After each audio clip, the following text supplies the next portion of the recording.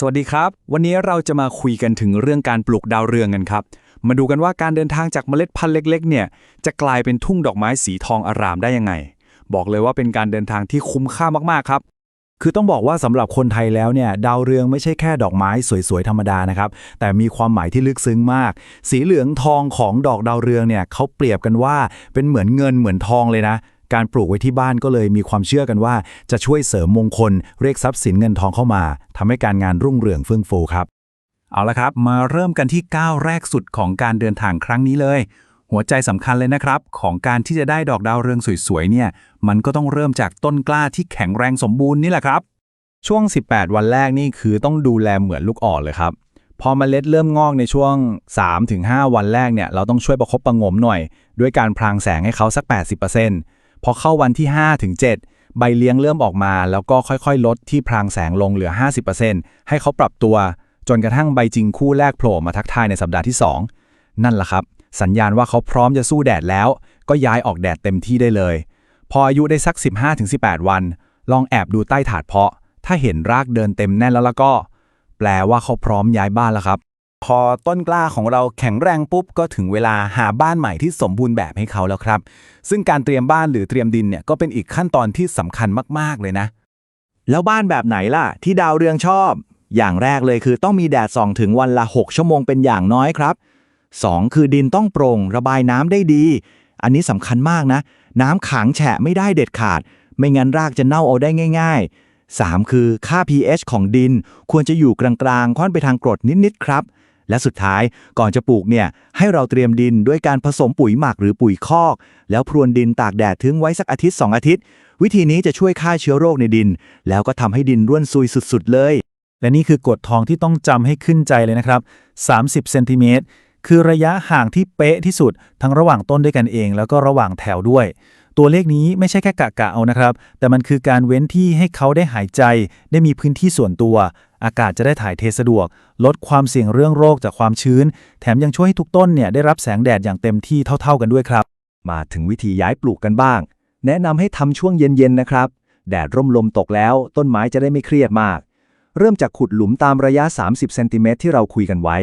แล้วนี่คือเคล็ดลับเลยนะให้รองก้นหลุมด้วยปุ๋ยสูตร15-15-15สัก1ช้อนชาแล้วเอาดินกลบทับบางๆก่อนเพื่อไม่ให้รากของต้นกล้าสัมผัสกับปุ๋ยโดยตรงจากนั้นค่อยๆวางต้นกล้าลงไปกลบดินให้สูงขึ้นมาถึงระดับใบเลี้ยงคู่แรกแล้วก็รดน้ำตามให้ชุ่มทันทีเลยครับเอาล่ะครับตอนนี้ต้นของเราก็ลงบ้านใหม่เรียบร้อยแล้วทีนี้มาถึงส่วนที่สนุกที่สุดกันมาดูเคล็ดลับที่จะเสกให้ดาวเรืองต้นเล็กๆของเรากลายเป็นเครื่องจักรผลิตดอกไม้กันเลยเคยสังเกตไหมครับเวลาเราไปเห็นสวนดาวเรืองของพวกมืออาชีพทำไมต้นหนึ่งของเขาดอกมันเยอะขนาดนั้นดกจนแทบไม่เห็นใบเลยความลับของเขาคืออะไรกันนะจริงๆแล้วเคล็ดลับมันง่ายนิดเดียวเองครับง่ายจนไม่น่าเชื่อเลยล่ะเทคนิคนั้นเรียกว่าการเด็ดยอดครับหลักการมันง่ายมากๆเลยคือปกติแล้วต้นไม้จะพยายามโตสูงขึ้นไปเรื่อยๆใช่ไหมครับแต่ถ้าเราไปเด็ดยอดบนสุดของเขาทิ้งซะพลังงานที่เขาจะใช้โตสูงเนี่ยมันจะถูกส่งไปที่กิ่งข้างๆแทนผลก็คือเขาจะแตกพุ่มออกด้านข้างแทนที่จะสูงขึ้นอย่างเดียวพอกิ่งเยอะขึ้นดอกก็เยอะตามขึ้นมาเป็นเท่าตัวเลยครับแล้วต้องเด็ดตอนไหนล่ะจังหวะที่ดีที่สุดคือตอนที่ต้นมีอายุประมาณ 21-25 วันหรือจะสังเกตง่ายๆก็คือพอเขามีใบจริงใหญ่ๆสัก 3-4 คู่แล้วให้มองหาไอ้ยอดอ่อนเล็กๆที่อยู่บนสุดเลยครับแล้วก็ใช้นิ้วโป้งกับนิ้วชี้ของเรานี่แหละค่อยๆเด็ดออกเบาๆแค่นั้นเองครับไม่ต้องกลัวเขาเจ็บนะแล้วเดี๋ยวรอดูเลยครับไม่เกินอาทิตย์หนึ่งเท่านั้นแหละจะเห็นกิ่งใหม่ๆแตกพรึบออกมาจากซอกใบเต็มไปหมดเลยทีนี้ก็มาถึงทางเลือกครับว่าเราอยากได้แบบไหนระหว่างดอกเยอะกับดอกใหญ่ถ้าอยากได้แบบดอกดกๆเต็มต้นหรือที่เรียกว่าสายปริมาณก็ทำแค่การเด็ดยอดหลักอย่างที่เราคุยกันไปก็พอครับแต่ถ้าใครเป็นสายคุณภาพอยากได้ดอกใหญ่ยักษ์หลังจากเด็ดยอดหลักแล้วพอต้นเริ่มออกตุ่มดอกให้เราไปปลิดตุ่มดอกเล็กๆที่อยู่ข้างๆออกให้หมดเลยครับเหลือไว้แค่ตุ่มดอกใหญ่สุดที่อยู่ตรงกลางกิ่งเดียวพอวิธีนี้เหมือนบังคับให้ต้นไม้ส่งอาหารทั้งหมดไปเลี้ยงดอกนั้นดอกเดียวรับรองว่าได้ดอกใหญ่สะใจแน่นอนเรื่องอาหารการกินก็สำคัญครับเหมือนคนเราเลยที่ต้องการสารอาหารต่างกันในแต่ละช่วงวัยช่วงแรกๆหลังย้ายปลูกได้ 15-25 วันเนี่ยเป็นช่วงสร้างตัวเราจะให้ปุ๋ยสูตรเสมออย่าง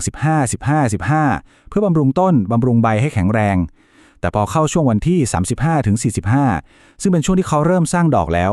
เราจะเปลี่ยนมาให้ปุ๋ยที่เน้นโตกลางกับตัวท้ายสูง อย่าง 12 24 12 ครับ เพื่อเน้นบำรุงดอกโดยเฉพาะ จะช่วยให้ดอกใหญ่ขึ้น สีสดขึ้น แล้วก็บานทนขึ้นด้วย ปลูกมันซะดิบดีบำรุงจนงาม แล้วก็ต้องปกป้องสมบัติสีทองของเรากันหน่อยใช่ไหมครับ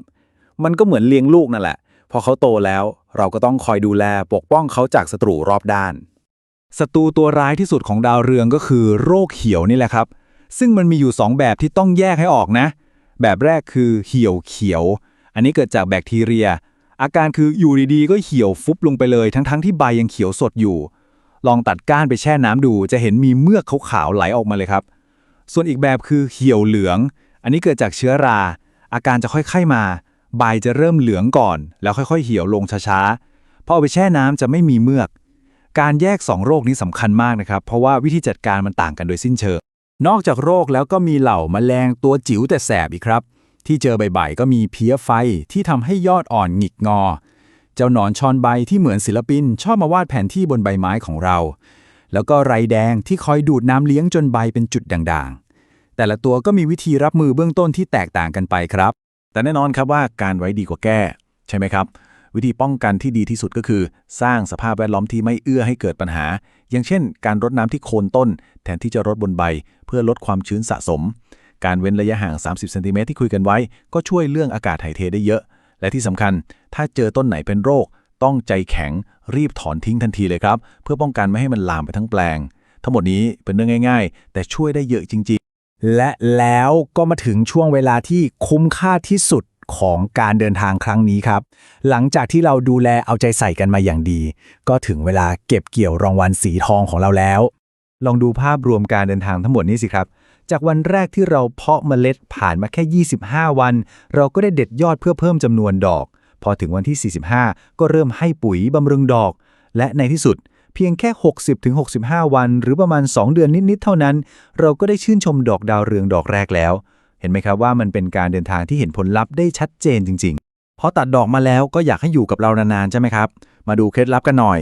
เวลาที่ดีที่สุดในการตัดดอกคือช่วงเช้าตรู่ครับ พอดอกจะยังสดและอุ้มน้ำไว้เต็มที่ ให้เลือกตัดดอกที่บานกับเต็มแล้ว แต่สังเกตว่าตรงใจกลางดอกยังตุมๆเขียวๆอยู่ แบบนี้จะบานต่อในการได้อีกนานครับ แล้วก็ตัดก้านให้ยาวๆหน่อย ที่สำคัญสุดๆเลยคือ ตัดปุ๊บต้องรีบจุ่มก้านลงในถังน้ำทันทีเลยนะ เพื่อไม่ให้อากาศเข้าไปอุดตันท่อลำเลียงน้ำครับ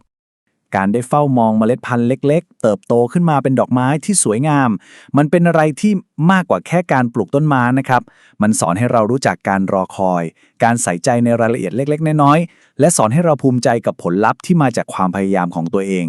และนี่ก็คือทั้งหมดของการเดินทางสู่ทุ่งสีทองที่หวังว่าจะเป็นแรงบันดาลใจให้หลายๆคนได้ลองลงมือทำกันดูนะครับ